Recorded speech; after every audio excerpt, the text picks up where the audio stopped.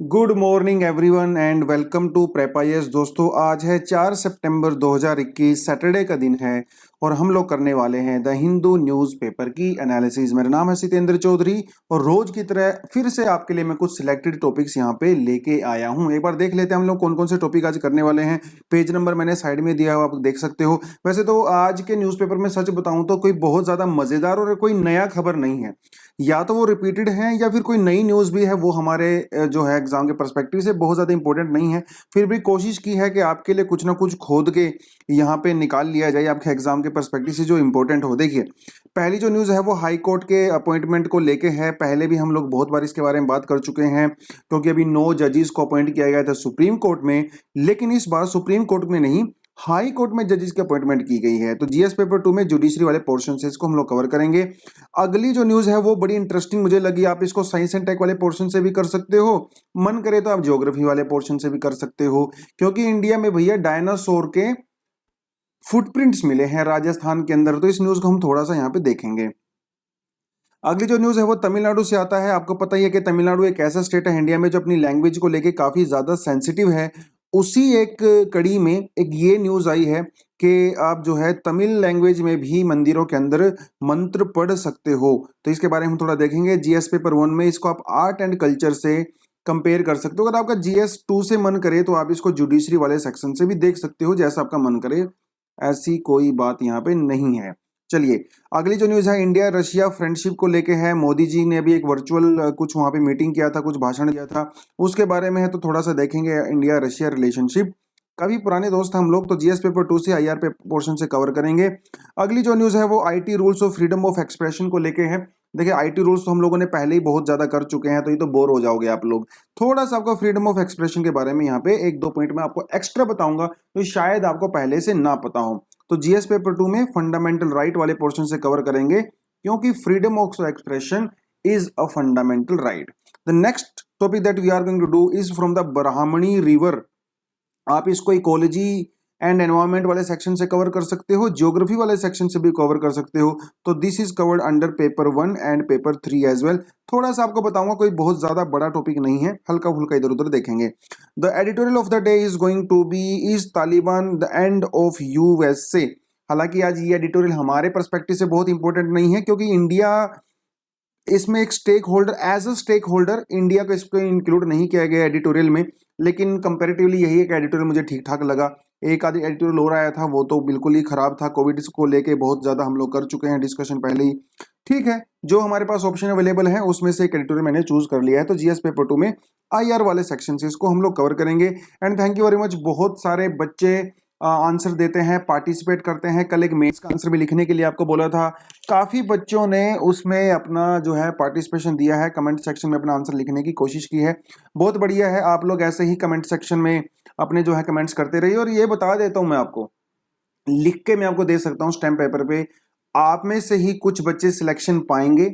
और एक harsh reality यही है कि आप में से ही कुछ बच्चे सिलेक्शन नहीं पाएंगे, क्योंकि देखिए सबका सिलेक्शन नहीं हो सकता है। टीचर सेम होता है, बुक सेम होती है, गाइडेंस सेम होती है, सब कुछ आपके पास सेम होता है कुछ चीज़ों को छोड़ के। उसके बावजूद भी कुछ बच्चे एक्सेल कर जाते हैं, कुछ बच्चे जो है प्रीलिम्स भी नहीं कर पाते हैं 3-4 अटेम्प्ट में। उसका फर्क होता है उनके एटीट्यूड में, और यही एटीट्यूड आपका दिखाता है। अगर आपका एटीट्यूड है कि आप कमेंट सेक्शन में पार्टिसिपेट करते हो, आप थोड़ा सा सेल्फ स्टडी करने की कोशिश करते हो, जो चीज़ें आपको नहीं पता चल रही हैं उसको गूगल करते हो, पूछते हो, अपने डाउट क्लियर करते हो, ये चीज़ आपके एटीट्यूड को दिखाती हैं। आप सबसे पहले आपका एटीट्यूड ठीक होना चाहिए, उसके बाद डिसिप्लिन होना चाहिए। कुछ बच्चे मैं देखता हूँ रेगुलर आते हैं, एनालिसिस देखते हैं, रेगुलर कमेंट सेक्शन में कमेंट भी करते हैं, आप उनका रिजल्ट जो है बिल्कुल देख सकते हो। अभी से नजर आने लग जाता है कि बच्चा जब पार्टिसिपेट करता है वो कितना सीरियस अपनी प्रिपरेशन को लेके। तो जो लोग, तो मैं तो यही बोलूंगा आपको, हमेशा आप हमेशा अपनी नोटबुक लेके बैठिए, उस समय आप इस एनालिसिस को देखिए। कुछ पॉइंट जो आपको लगता है आप नोट डाउन कर सकते हो वो नोट डाउन कीजिए, है ना। वो एक बेस्ट स्ट्रेटेजी यहाँ पे रहती है। तो पहली न्यूज़ है, कोई खास न्यूज़ नहीं है, बस मैं तो मैंने वैसे ही इंक्लूड कर लिया फ्रंट पेज से कि मुल्ला बरादर जो हैं ये अभी तालिबान की गवर्नमेंट को हेड करेंगे इन अफगानिस्तान। भैया ये को फाउंडर हैं तालिबान के को फाउंडर हैं। आप ये चीज़ देख लीजिए। उसके अलावा जो एक और पर्सन है जो जो कतार के अंदर जो रिप्रेजेंटेटिव थे वो स्टैंकेजी जी, वो नाम जो स्टैंकेजी जो है उनका नाम है, जिन्होंने देहरादून के अंदर ट्रेनिंग किया था आईएमए में।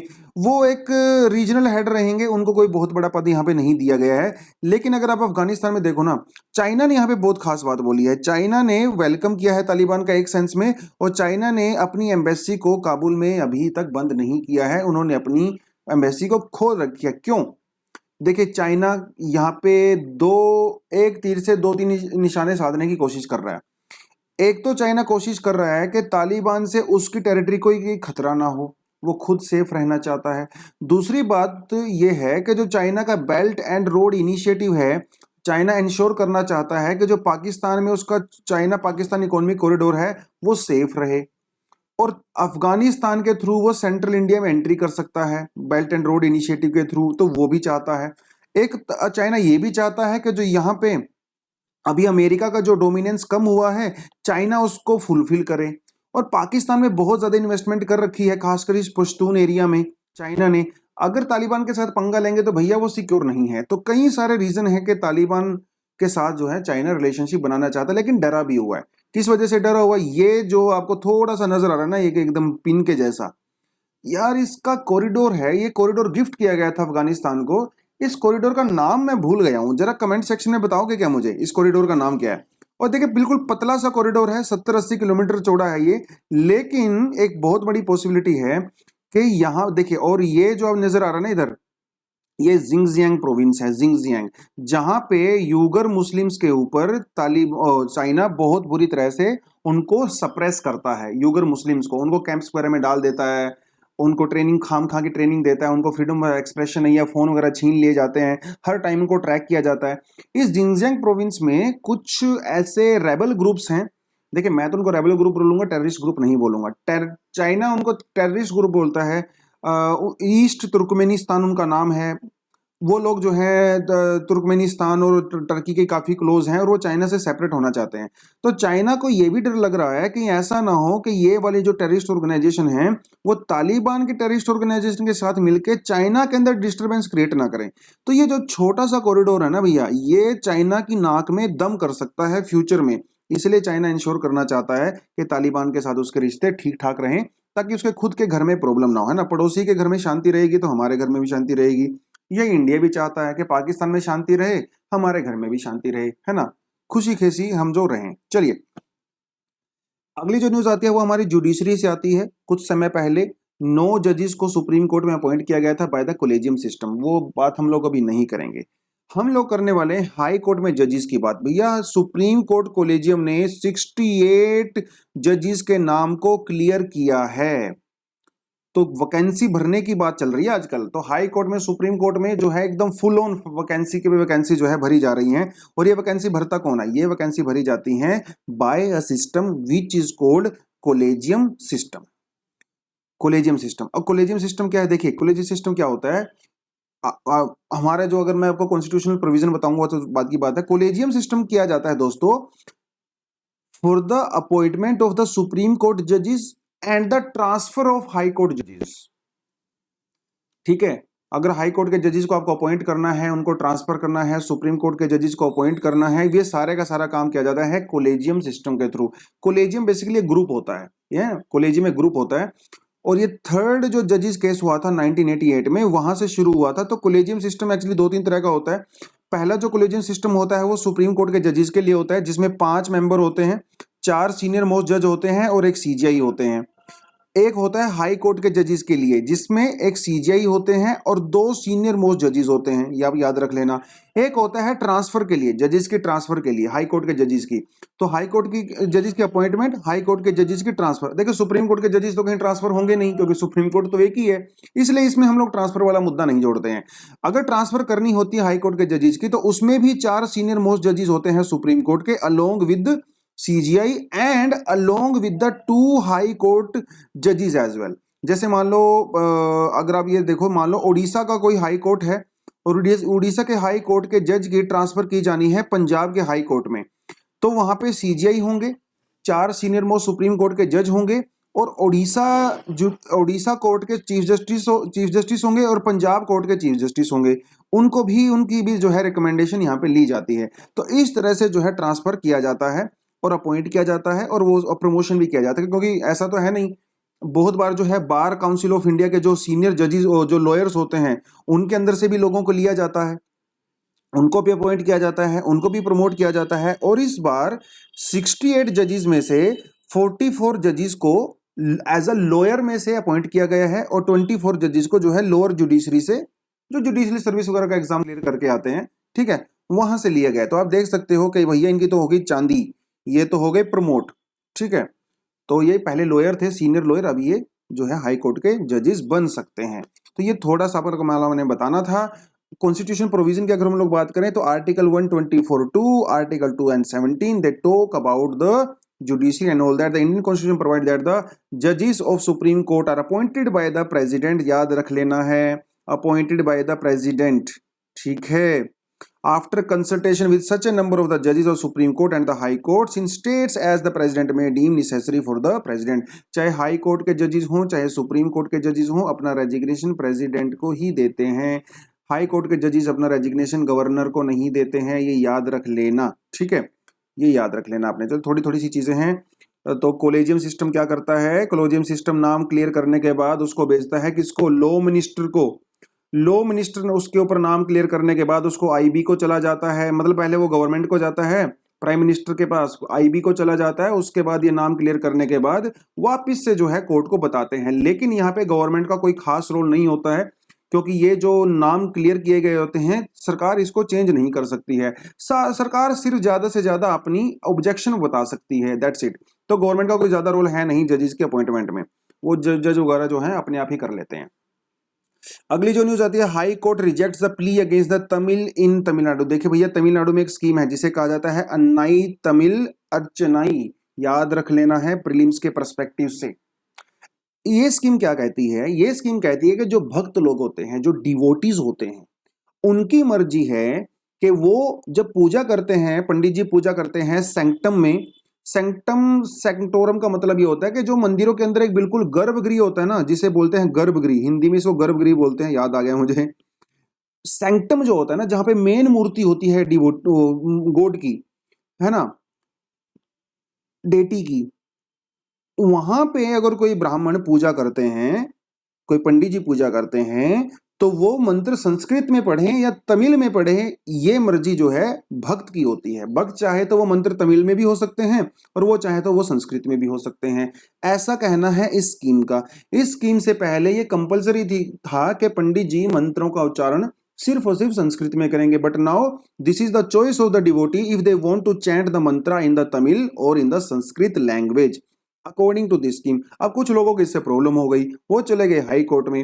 हाई कोर्ट ने क्या कहा पता है, कितना इंटरेस्टिंग जो है यहाँ पे सेंटेंस बोला। हाई कोर्ट ने कहा, जिन्होंने वो पीली वहां पे फाइल की थी, उन्होंने कहा कि आप तो ऐसी बात कर रहे हो जैसे भगवान को जो है सिर्फ संस्कृत समझ में आती है, तमिल समझ में ही नहीं आती है। अरे भैया वो तो भगवान है, उनको तो हर लैंग्वेज समझ में आती है।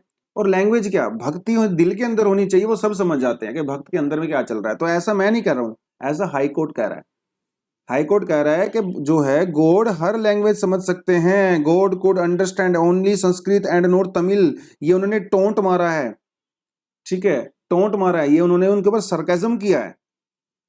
और उन्होंने कहा कि जो आगमा जो शास्त्र है, अंगमा शास्त्र वैसे इसको बोलते हैं, अगमा जो शास्त्र है, अगमा शास्त्र क्या होता है पता है, मंदिरों में मूर्तियां कैसे बनाई जाएंगी, वर्शिप का तरीका क्या होता है, बिल्डिंग कैसी होनी चाहिए, जो मूर्ति रखी है उसका साइज कैसा होना चाहिए, पूजा अर्चना कैसे होनी चाहिए, हर चीज जो है डिसाइड की जाती है इस आगमा शास्त्र में।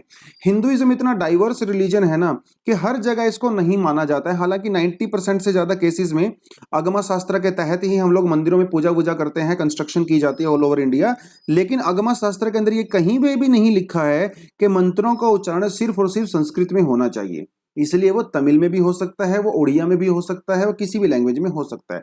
आगमा शास्त्र के 4 पार्ट होते हैं, क्रियापद, चर्यापद, योगपद और ज्ञानपद। ज्ञानपद बेसिकली मेजरली जो है फिलोसफी की बात करता है और क्रियापद जो है वो पूजा अर्चना की और कर्मकांड की बात करता है, ठीक है। तो थोड़ा सा आपको ये बताना था आगमा शास्त्र के बारे में। और थोड़ा सा इस स्कीम के बारे में, otherwise you can clearly see from here. तो आर्ट एंड कल्चर वाले पोर्शन से इसको मन करे तो आप कर सकते हो।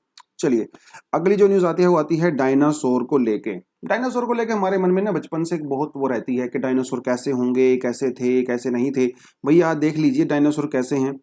ठीक है, आजकल तो अगर आपको किसी का एक डीएनए मिल जाता है ना, उस डीएनए से आप उसका प्रोफाइल बना सकते हो। और डायनासोर के तो हमें पूरे अंडे मिले हैं, और ऐसा भी माना जा रहा है कि हो सकता है फ्यूचर में हम लोग डायनासोर को प्रोड्यूस भी कर दें लैब के अंदर, क्योंकि इसका डीएनए तो हमारे पास है ही, है ना।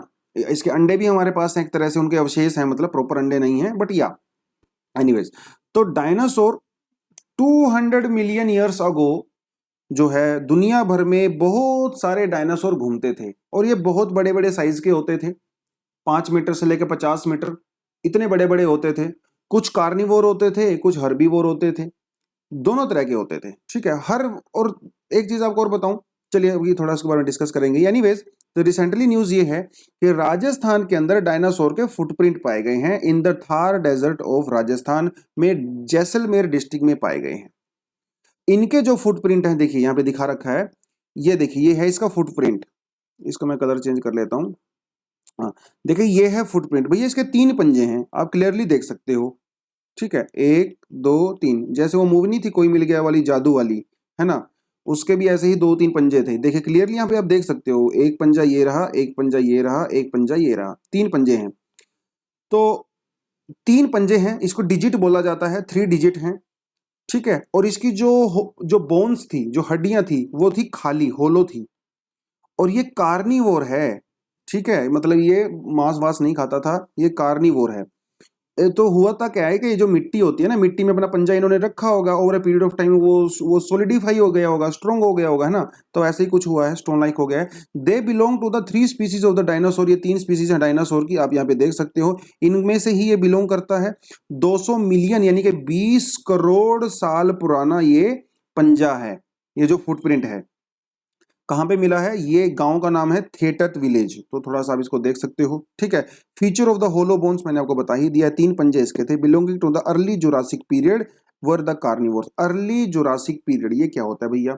जुरासिक पार्क आपने मूवी देखी ही होगी, है ना, क्योंकि जुरासिक समय में दुनिया भर में सबसे ज्यादा डायनासोर पाए गए थे। ठीक है, देखिए शुरुआत होती है ट्राइसिक से, ये देखो ट्राइसिक पीरियड। ट्राइसिक पीरियड में जो है धीरे धीरे मैमल्स का बनना शुरू हुआ था, तो हल्के फुल्के डायनासोर बनने शुरू हुए थे। लेकिन जुरासिक पीरियड में मेजरली आपको डायनासोर पाए जाते हैं। ये वो समय है जो दुनिया में सबसे ज्यादा डायनासोर का पाए जाते थे। धीरे धीरे जो है जुरासिक पीरियड से उन्होंने क्रिटेशियस पीरियड में एंट्री किया, और जब क्रिटेशियस पीरियड खत्म हुआ ना, ये 66-65 मिलियन ईयर्स के आसपास, उस समय दुनिया में बहुत बड़ा, देखो उसके कई सारे रीजन हो सकते हैं कि डायनासोर क्यों एक्सटिंक्ट हुए। एक एक तो थ्योरी ये कहती है कि वोल्केनिक इरप्शंस हुए दुनिया भर में, जिसकी वजह से आइस एज आ गया। आइस एज आने की वजह से वो जो खत्म हो गए। एक एक लोग ये कहते हैं कि बहुत बड़ा एक एस्ट्रॉयड जो है वो धरती पे टकराया, स्ट्राइक किया क्लोज टू मैक्सिको। उसकी वजह से धरती का टेम्परेचर बहुत ज्यादा बढ़ गया, और ये जो डायनासोर थी ये सर्वाइव नहीं हो पाए। अलग अलग थ्योरी हैं इसकी, अभी तक कोई परमानेंट चीज हम लोग नहीं कह सकते। लेकिन अनफॉर्चुनेटली 65 ईयर्स के मिलियंस के आसपास, मतलब 6-6.5 करोड़ सालों के आसपास ये खत्म हो गए, कहने का मतलब ये है। लेकिन वी शुड थैंक, चाहे वो वल्केनिक इरप्शन हुआ हो, चाहे वो एस्ट्रॉयड गिरा हो, वी शुड थैंक दैट, क्योंकि अगर डायनासोर नहीं मरते तो शायद इंसान भी पैदा नहीं होते। क्योंकि जब डायनासोर मरे ना, तो छोटे छोटे मीडियम साइज के लेवल के जो मैमल्स हैं वो भी डेवलप होना शुरू हुए, और इंसान भी कहीं ना कहीं उनमें से ही एक है। जब तक धरती पे डायनासोर थे तो इन्होंने मीडियम साइज के मैमल्स को नहीं बनने दिया, क्योंकि वो सर्वाइव नहीं कर पाते थे इनके सामने, है ना। या तो वो खा जाते थे, या फिर उनके पास खाने की जो है पेड़ पौधे कम होते थे, तो सर्वाइव नहीं कर पाते थे। डायनासोर मरने के बाद जो है दूसरे ऑर्गेनिज्म भी डेवलप होना शुरू हुए, तो और हम भी उसी तरह से हुए हैं। तो अच्छा ही हुआ कि डायनासोर खत्म हो गए। डायनासोर अगर होते तो हम नहीं होते, तो सीधी सी बात ये है। तो ये जो मेसोजोइक एरा है, ठीक है, आप यहाँ पे देखिए क्लियरली देख सकते हो, ये जो मेसोजोइक एरा है, मेसोजोइक एरा का ही पार्ट है जुरासिक पीरियड और क्रिटेशियस पीरियड। ठीक है, तो कई चीजें होते हैं, जैसे इयोन होता है, एरा होता है, पीरियड होता है ना, अलग अलग चीजें होती हैं। तो जो मेसोजोइक है ये एक एरा है। तो मेसोजोइक एरा की अगर आप बात करो तो 250 मिलियन ईयर से लेके 66 मिलियन ईयर तक स्पैन होता है, और इसी के आसपास जो है डायनासोर भी एक्सटिंक्ट हो गए थे इस पूरी धरती से। 250 मिलियन के आसपास आपको पता है कि पूरी दुनिया तो एक पेंजिया ही हुआ करती थी, है ना, पेंजिया का लैंड मास होता है। यार ये पेंजिया के आसपास जो ये वाटर होता था, इसका नाम क्या है, ये मेरे ध्यान नहीं रहा, थोड़ा बताओगे क्या मुझे कमेंट सेक्शन में। पेंजिया होता है जब सारे के सारे कॉन्टिनेंट आपस में जुड़े हुए थे, दैट इज कॉल्ड पेंजिया। इस पेंजिया के जितने भी आजकल जैसे अटलांटिक ओशन है, इंडियन ओशन है, Pacific ocean, they were also clubbed together and they were surrounding this Pangaea. You need to tell me the name of this whole water body, comment section में बता दो क्योंकि मैं भूल गया हूं। ठीक है, इसे कहा जाता है द एज ऑफ डायनासोर भी कहा जाता है, मेसोजोइक एरा को, तो थोड़ा सा याद रख लेना। ठीक है, तो there are three periods of the Mesozoic, Triassic, Jurassic and the Cretaceous, आप लोगों ने देख ही लिया है। This is Triassic, this is Jurassic and this is your Cretaceous period. ठीक है, बस थोड़ा सा इन्फॉर्मेशन आपको देना था, बाकी तो आप कर ही लोगे, इतने तो स्मार्ट आप हो गए हो। एनीवेज, अगली जो न्यूज आती है भैया वो आती है अनलॉफुल कंटेंट। कहा है गवर्नमेंट ने, देखिए सरकार ने क्या किया था, अभी थोड़े समय पहले information technology intermediate guidance digital media ethics code rules 2021 बनाए थे, जिसके तहत सोशल मीडिया कंपनीज जो हैं और जो ओटीटी प्लेटफॉर्म्स हैं like your Amazon, like your Netflix, ठीक है, इनके ऊपर कुछ रिस्ट्रिक्शंस लगा दी गई थी।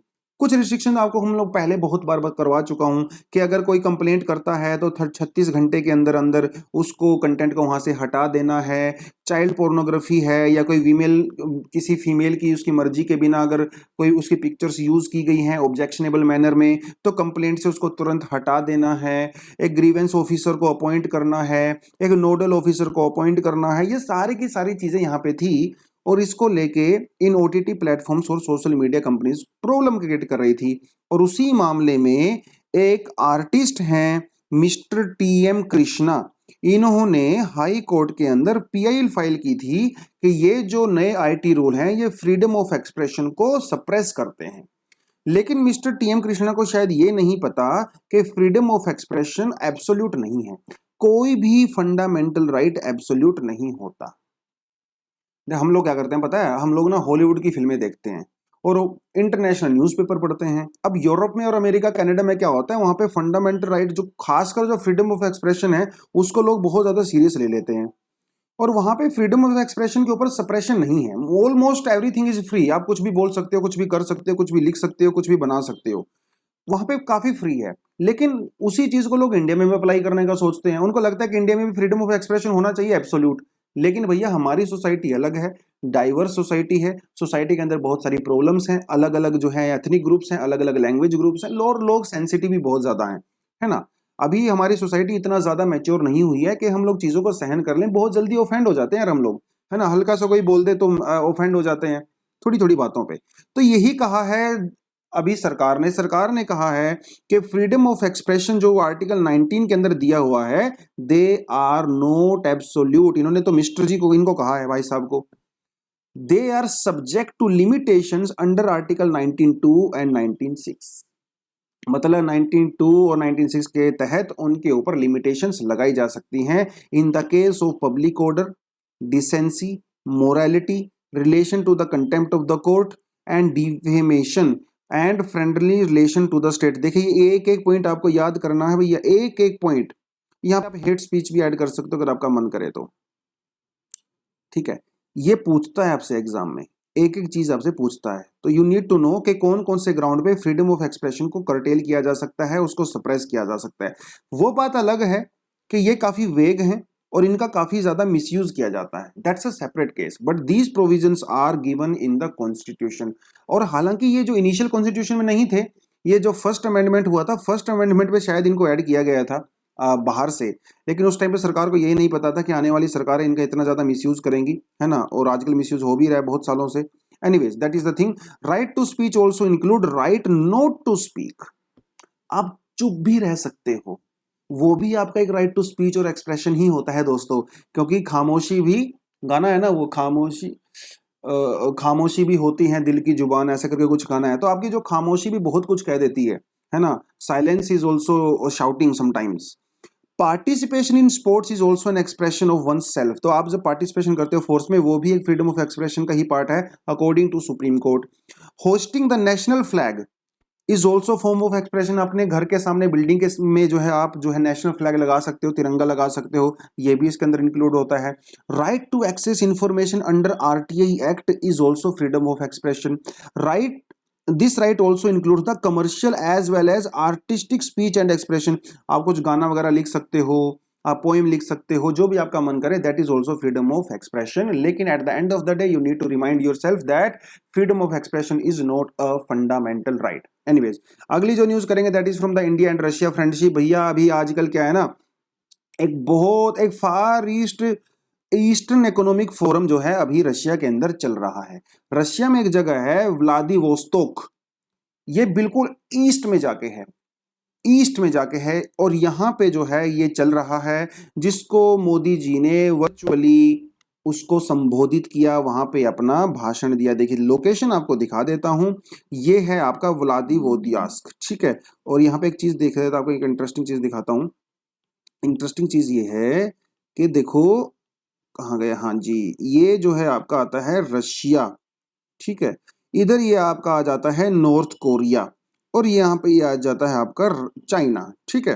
तो ये वाला पोर्शन है चाइना का, ये वाला पोर्शन है रशिया का। तो व्लादिवोस्तोक जो है वो रशिया का लार्जेस्ट पोर्ट है when it comes to the Pacific ocean. Sea of Japan के जो है ये अंदर पड़ता है। थोड़ी थोड़ी चीजें आपने याद रख लेनी है। तो ये नॉर्थ कोरिया हो गया, और नीचे जो है ये साउथ कोरिया हो गया। ये आपका इधर से जापान नजर आ रहा है। इसको लेके कंट्रोवर्सी है, क्योंकि 1960 में रशिया ने चाइना के ऊपर अटैक किया था, और इस व्लादिवोस्तोक को जो है वो कंट्रोल कर लिया था, मतलब इसको हरा लिया था, इसको अपने अंडर ले लिया था। तब से लेके आज तक ये जगह रशिया के कंट्रोल में है। चाइना भी इसको क्लेम करता है। थोड़े समय पहले चाइना के कई सारे एम्बेसडर ने ट्वीट करके कहा था कि ये हमारा है, क्योंकि उस समय चाइना में किंग डिनेस्टी हुआ करती थी, ठीक है। लेकिन रशिया और चाइना के रिलेशन जो है इसको लेके थोड़े से खराब भी हो गए थे। हालांकि चाइना खुल के नहीं कहता है, क्योंकि अगर खुल के कहेगा रशिया से पंगा नहीं लेना चाहेगा, लेकिन कभी कभी दबी दबी आवाज में चाइना बोलता है कि ये उसका है, उसको दे दो। देखिए चाइना की यही आदत है, वो हमेशा जो है टेरिटोरियल पंगे लेता रहता है अपने पड़ोसियों से, है ना। हर कंट्री के साथ चाइना का दिक्कत है।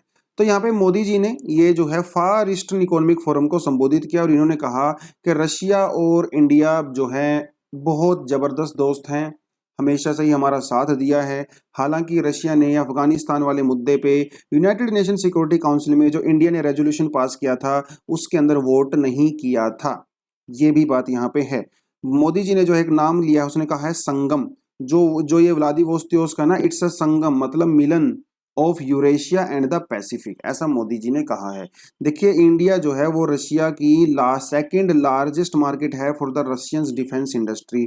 अगर आप हमारे डिफेंस की बात करो तो जॉइंट मिलिट्री प्रोग्राम है, जैसे ब्रह्मोस है, fifth generation fighter jet program हम लोगों ने रशिया से लिया है, सुखोई हम लोगों ने रशिया से लिया है। इसके अलावा जो इंडिया की पहली सबमरीन थी वो भी फोर्टोक्स क्लास, ये भी हम लोगों ने रशिया से ली। इंडिया की जो पहली न्यूक्लियर सबमरीन प्रोग्राम था वो भी हम लोगों ने रशिया के साथ चलाया। इंडिया का जो भी अभी फिलहाल में जो इंडिया का जो आईएनएस विक्रमादित्य है ना, वो भी हम लोगों ने रशिया से ही खरीदा था। अभी तो हमारे पास आईएनएस विराट भी आ गया है ना, एयरक्राफ्ट कैरियर, तो वो भी हम लोगों ने रशिया से लिया। तो बहुत सारी चीजें ऐसी हैं जो हम रशिया के ऊपर डिपेंड करते हैं, रशिया के ऊपर डिपेंड करते हैं, इसमें किसी तरह का कोई डाउट नहीं है। रशिया हमारा दोस्त है, मित्र है।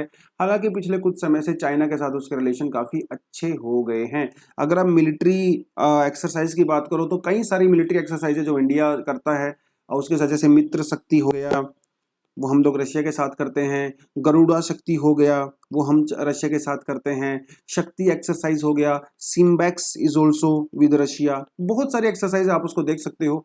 अभी थोड़े समय पहले हम लोगों ने एक और एक्सरसाइज की थी, जब मतलब बे ऑफ बंगाल में हम लोगों ने एक्सरसाइज की थी, hand in hand exercise, that is India and China. कभी कभी उसमें रशिया भी पार्टिसिपेट करता है, ठीक है। तो बहुत सारी एक्सरसाइज है जो इंडिया रशिया के साथ करता है। आपको लोग थोड़ा बहुत एक्सरसाइज के बारे में भी पता होना चाहिए, बट एनीवेज ठीक है, बहुत ज्यादा डिटेल में नहीं जाएंगे, जितना टॉपिक था उससे हम लोग अपने आप को रखेंगे यहाँ पे। चलिए अगली जो न्यूज आती है वो आती है आज का एडिटोरियल, ठीक है। देखिए बहुत ज्यादा इंपॉर्टेंट मैं नहीं कहूंगा एग्जाम के परस्पेक्टिव से, ठीक है, बट स्टिल ठीक है, देख लेते हैं एक बार। अमेरिका ने अफगानिस्तान से विड्रॉ कर लिया है, इसमें कोई डाउट नहीं है। तालिबान का फ्यूचर क्या होगा, it is yet to be seen, अभी देखेंगे क्या होगा क्या नहीं होगा, ये तो समय बताएगा। लेकिन अमेरिका का क्या फ्यूचर होगा ये क्वेश्चन सबके मन में आ रहा है। तालिबान का क्या फ्यूचर होगा वो तो सबको दिख ही रहा है, लेकिन अमेरिका का क्या फ्यूचर होगा। देखिए x end of PACS Americana, ये जो थियोरी थी ये अभी खत्म हो चुकी है। पहले माना जाता था कि अमेरिका इस पूरी दुनिया में को रूल करता है, कंट्रोल करता है, हर जगह उसकी प्रेजेंस है। लेकिन अभी शायद अफगानिस्तान की वजह से जो पैक्स अमेरिकाना का जो थ्योरी है ये खत्म हो जाएगी। लोग ऐसा मान रहे हैं कि अफगानिस्तान से जब विड्रॉ किया है तो अमेरिका का पूरा जो हेजेमनी था, कंट्रोल था, वो खत्म हो रहा है। कुछ लोग कहते हैं कि ये जो पॉलिसी तो अच्छी है, एग्जिट पॉलिसी, लेकिन गलत तरीके से की गई, बहुत जल्दबाजी में की गई। कुछ लोग ऐसा भी बोल रहे हैं। कुछ लोग बाइडेन से उसका रिजाइन भी मांग रहे हैं। देखिए ये तो हमेशा ही होता है ना, अपोजिशन वाले। कुछ लोग कहते हैं कि भैया जब अफगानिस्तान फोर्स में आ गया है तो अफगानिस्तान के तालिबान के हाथ में न्यूक्लियर बॉम्ब भी लग सकते हैं। ऐसा भी कुछ लोग डाउट क्रिएट कर रहे हैं और ये डाउट सही भी है ना। तो इससे आप कैसे रोकोगे, क्योंकि तालिबान पाकिस्तान के रिलेशन अच्छे हैं। देखिए दोस्तों, पाकिस्तान से ही न्यूक्लियर टेक्नोलॉजी नॉर्थ कोरिया में गई थी, तो क्या पाकिस्तान से वो टेक्नोलॉजी अफगानिस्तान में नहीं जाएगी?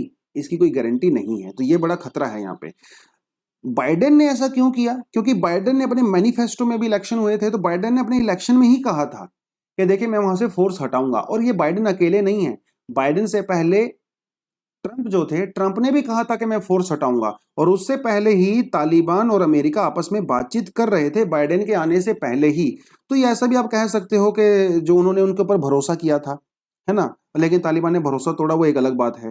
तो चाइना का भी यहाँ पे एक एंगल है, नजर आता है। क्लाइमेट चेंज का भी यहाँ पे देखिए, बाइडेन ना बहुत सारी प्रॉब्लम से बेचारा इस टाइम पे घिरा हुआ है, क्योंकि ट्रंप जो प्रॉब्लम क्रिएट करके गए ना, तो तालिबान बाइडेन को जो है वो जो रायता फैला के गए हैं उसको साफ करना पड़ रहा है। चाइना वाले एंगल पे वो पंगा लेके गए थे तो वो कंटिन्यू हो रहा है।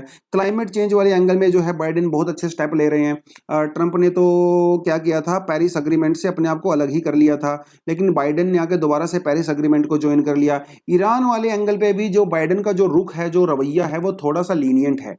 ट्रंप जो है वो बिल्कुल ही उस डील, ईरान वाली डील से भी बाहर हो गया था।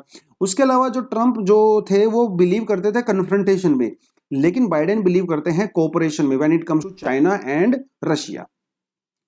देखिए जब 9/11 हुआ ना दोस्तों, ये दुनिया का डिफाइनिंग मोमेंट था। जब ट्विन टावर के ऊपर अटैक हुआ था, ये सबने देखा होगा, आप तो छोटे होंगे उस समय काफी, है ना, सबने देखा होगा। उससे पहले दुनिया का जो ऑर्डर था वो डिसाइड करता था न्यूक्लियर आर्सेनल, मतलब जिस कंट्री के पास जितना बड़ा न्यूक्लियर आर्सेनल होगा वो कंट्री उतना ही पावरफुल होगी। बैलेंस ऑफ पावर जो है वो न्यूक्लियर आर्सेनल से डिसाइड किया जाता था। एक मैड जो है एक थ्योरी होती है, डॉक्ट्रिन होती है, जिसमें कहा जाता है म्यूचुअली एश्योर्ड डिस्ट्रक्शन। मतलब आप मुझे एक मुक्का मारोगे तो मैं भी आपको एक मुक्का मारूंगा, दोनों को डिस्ट्रक्शन होगा। इसलिए बेटर है कि दोनों ना ही लड़ाई करें आपस में। तो रशिया और जो अमेरिका के बीच में जो चलता था लड़ाई झगड़ा, तो वो मैड टेक्नोलॉजी इसका जो है डॉक्ट्रिन का यूज करते थे।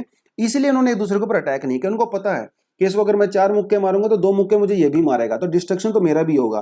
तो ये सारी चीजें डिसाइड करती थी वर्ल्ड ऑर्डर को। लेकिन 9/11 के बाद दुनिया की इक्वेशन बदल गई।